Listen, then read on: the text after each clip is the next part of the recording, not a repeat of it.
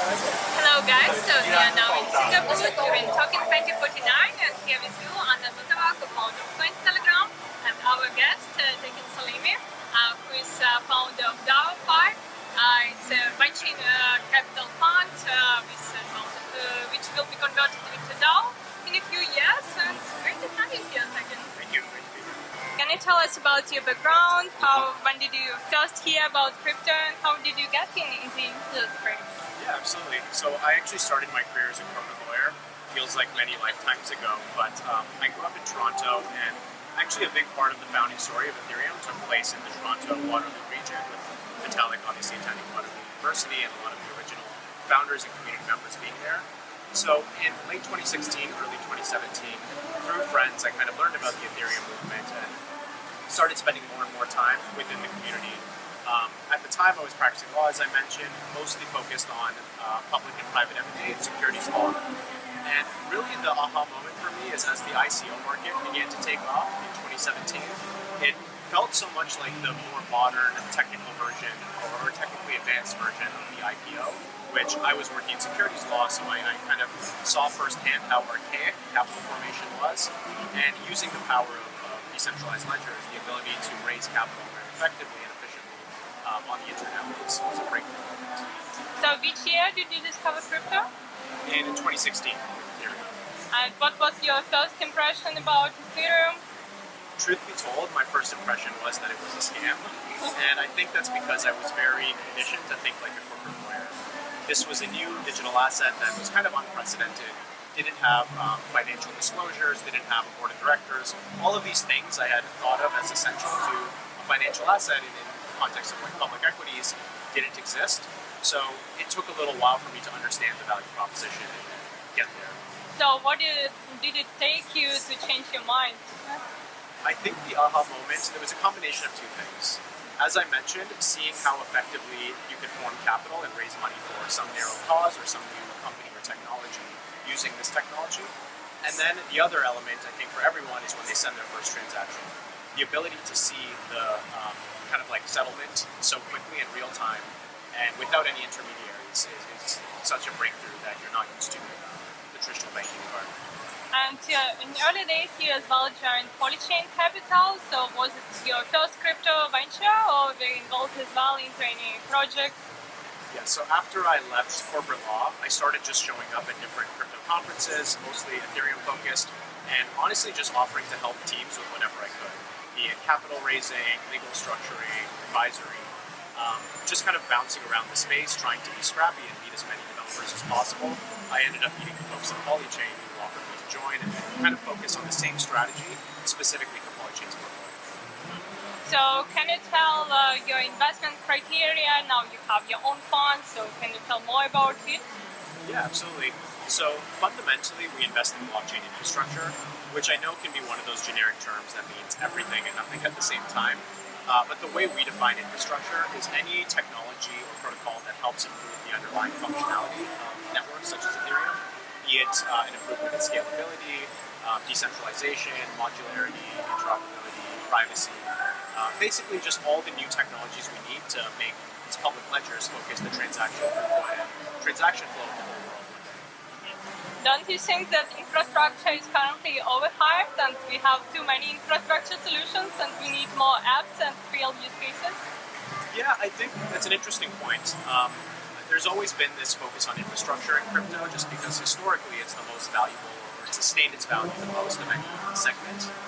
I do think payments and kind of like financial, retaining your financial value still exists to be the biggest use case in crypto.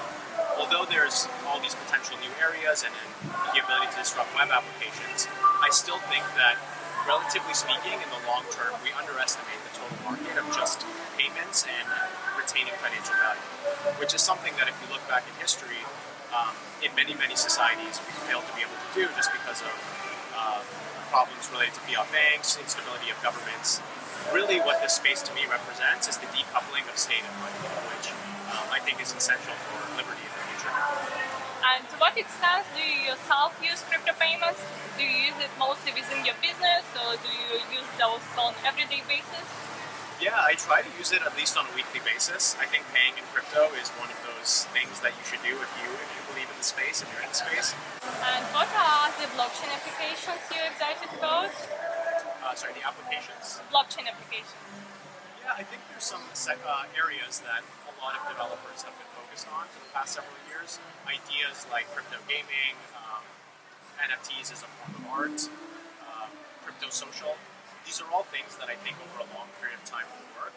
They haven't really worked yet. I think there's been proof of concepts that have attracted a lot of attention and usage in the near term. But over time, as the technology is refined, it's easier to build these applications in a way where the end user doesn't even realize they're using a blockchain underneath the hood. That is going to be the factor that sets off new sticky usage of these apps. And what's your take on NFTs? And do you hold any NFTs yourself? Yeah, I hold a few. I think they're highly speculative. The art world, when you think of it strictly as a market, as opposed to maybe a subsection of like, or I guess when you think of the NFTs, or sorry, let me rephrase that. When you think of the art world as a market, I think in many ways it's a highly inefficient and opaque market where there's not a lot of clarity into why certain artists' pricing is very high relative to others. I think bringing this all into a more transparent market structure is something that's going to be beneficial in the long run. So I hold a few NFTs. They're mostly just speculative because I find them interesting. They're not really investments from my perspective. And as venture capital investor, how do you see the current market? Whether you actively invest or are you more cautious now? Yeah, I think it's prudent to be quite cautious right now.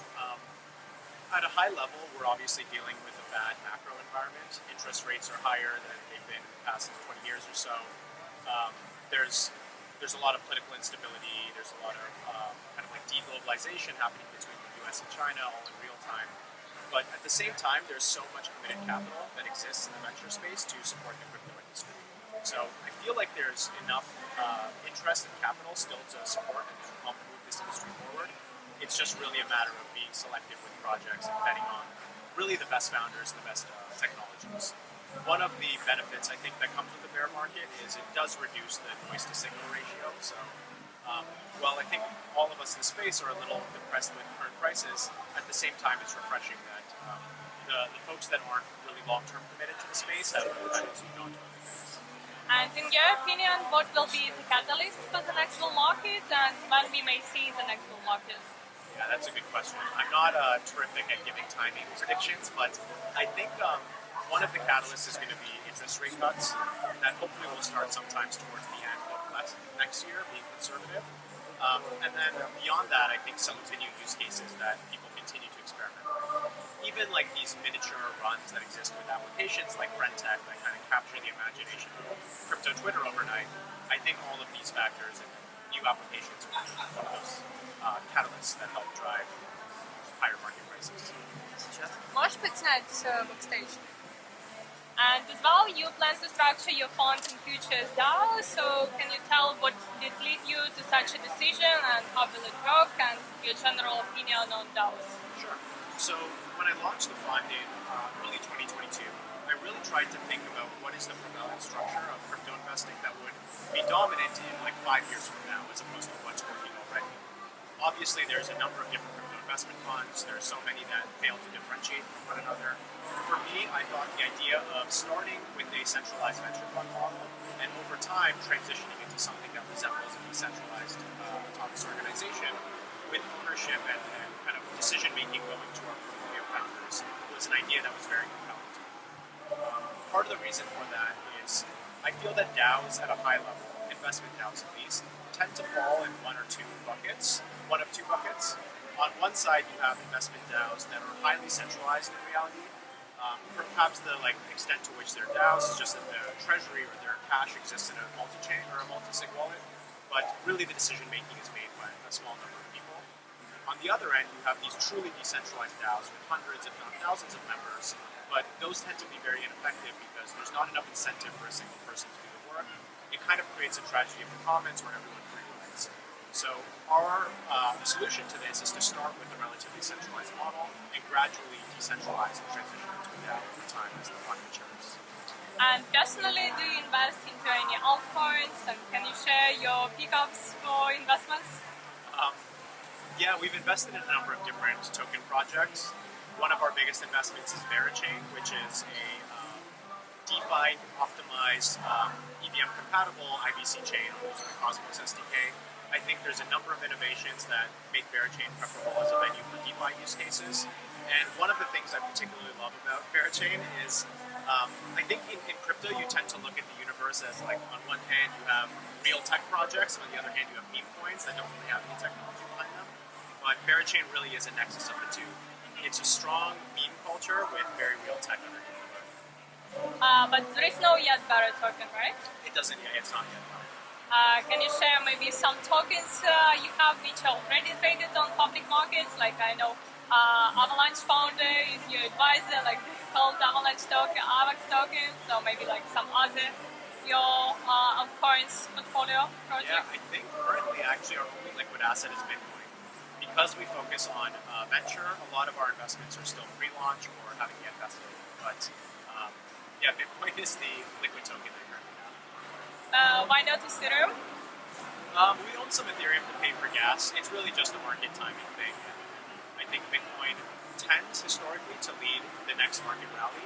It's usually like when a bear market comes back, it begins with growth in Bitcoin, and then that trickles into other large cap tokens, and then eventually Bitcoin.